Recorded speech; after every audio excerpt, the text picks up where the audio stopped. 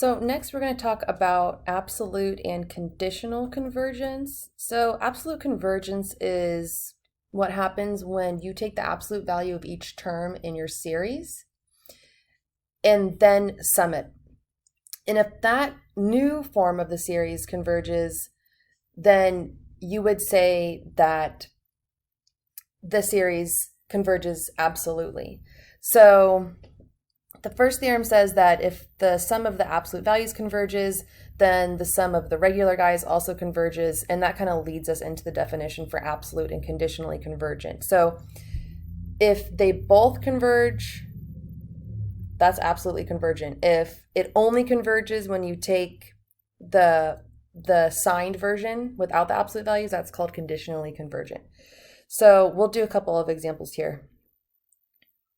Okay, so for example 6, this is an alternating series. So the first thing I'm going to look at is just the alternating series test. So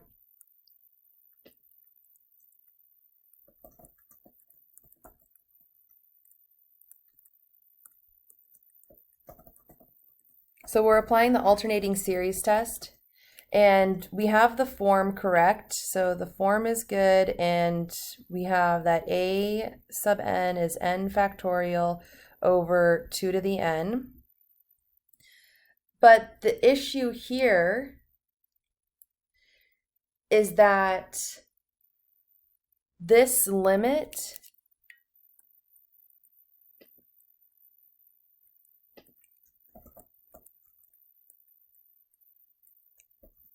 is not 0. It actually is infinity. So this thing diverges.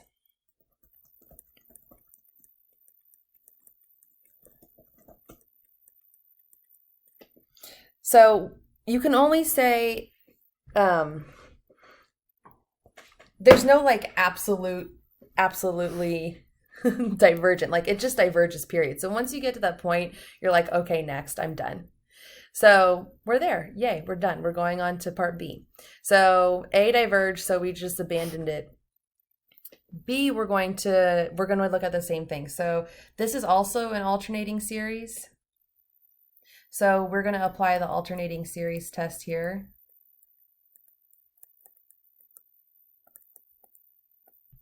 What's really smart is to take the absolute value of your series and look at that first, because if that works, then you know that it's absolutely convergent and you can just move on.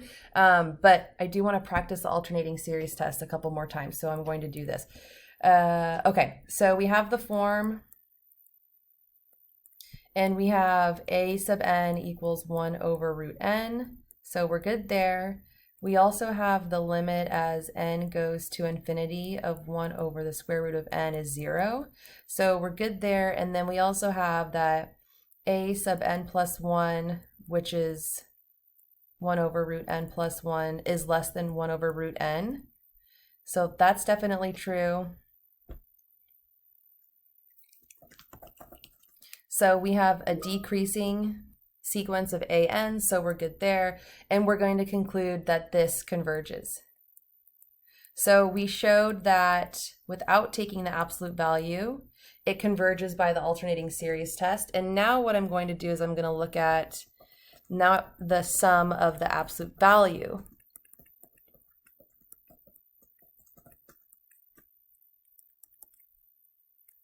So if I apply the absolute value to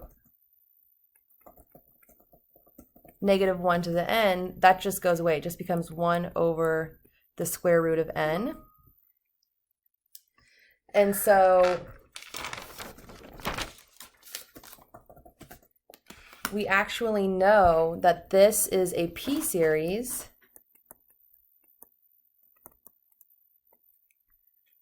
with p equal to 1/2.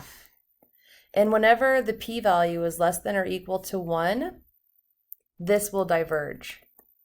So now we have an example where the signed version, where we keep the oh my god, tongue-tied, positive one, then negative one, and back and forth and so on, that one converges.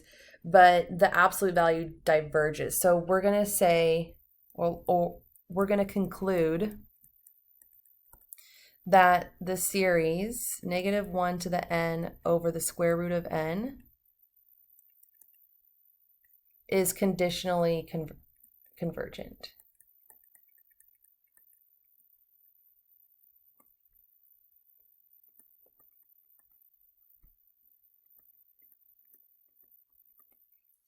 All right, so that was divergence and then conditional convergence.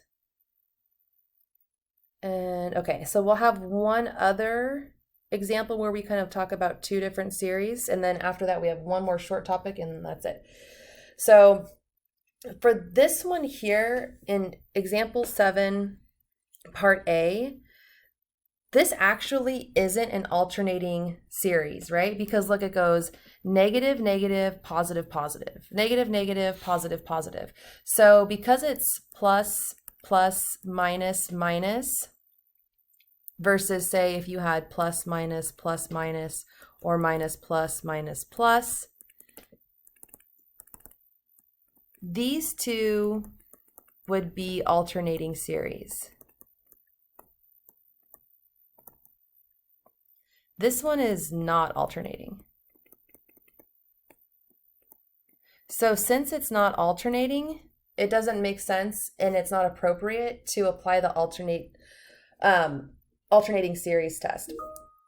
So what we're going to do instead is we're just going to jump straight to the absolute value, because as I said earlier, if you can show that the sum of the absolute value converges, then you know that without absolute value it also converges. So it's kind of a 2-for-1 if it works.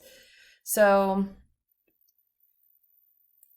we're here and we slap on the absolute values. So -1 to the n times n plus 1 over 2 over 3 to the n.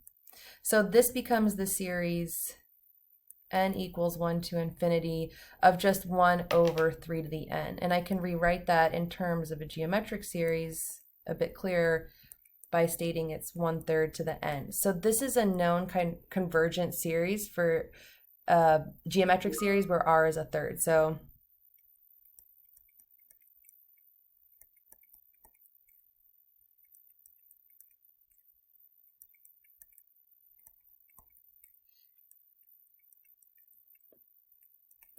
since we've shown that the absolute value converges, we can then conclude, so from just this one thing, we can conclude absolute convergence.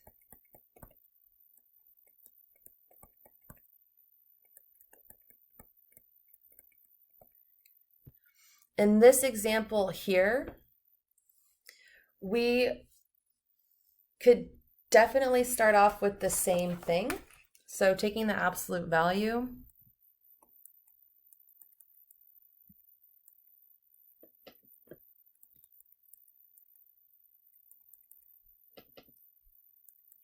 leaves us with the series n equals 1 to infinity of 1 over ln of n plus 1.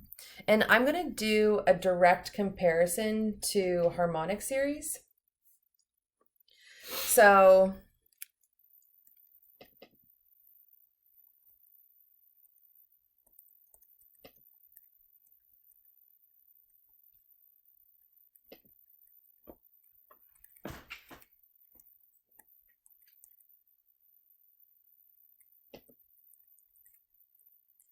where this is known to be divergent. So if I have a divergent series that I'm comparing my given series to, then I want to show that my given series is larger term for term than the series I'm using for my comparison. So that is to say, I'm using this known divergent harmonic series,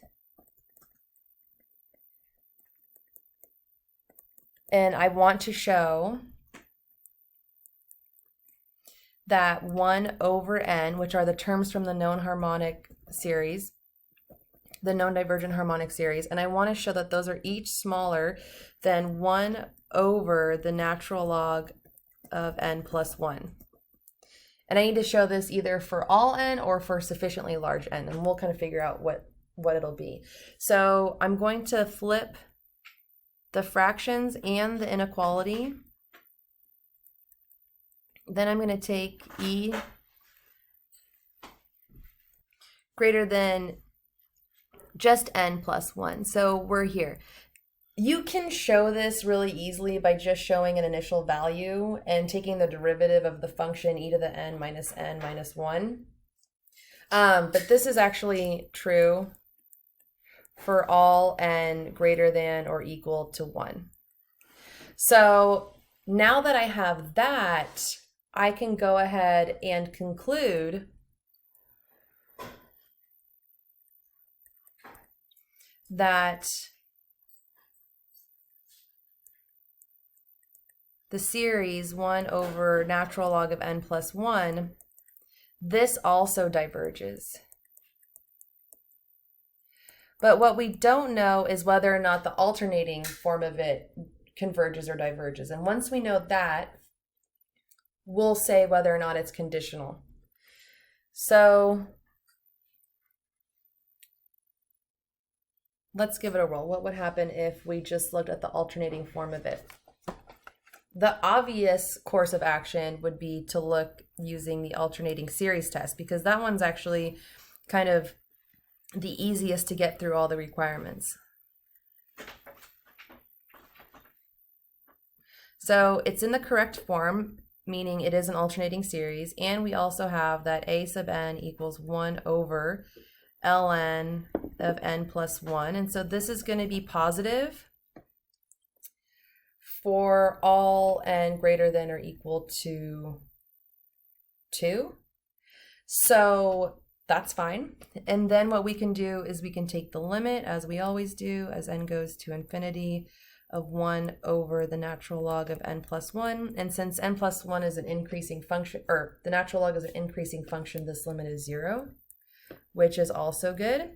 And then the last thing that we need is we need it to be decreasing. So again, we're going to appeal to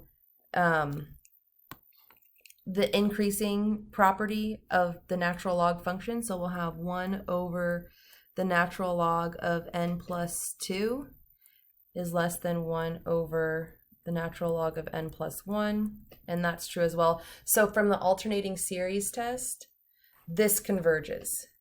So since we've shown the alternating series converges and the absolute sum, or the absolute value of the series does not, we conclude conditionally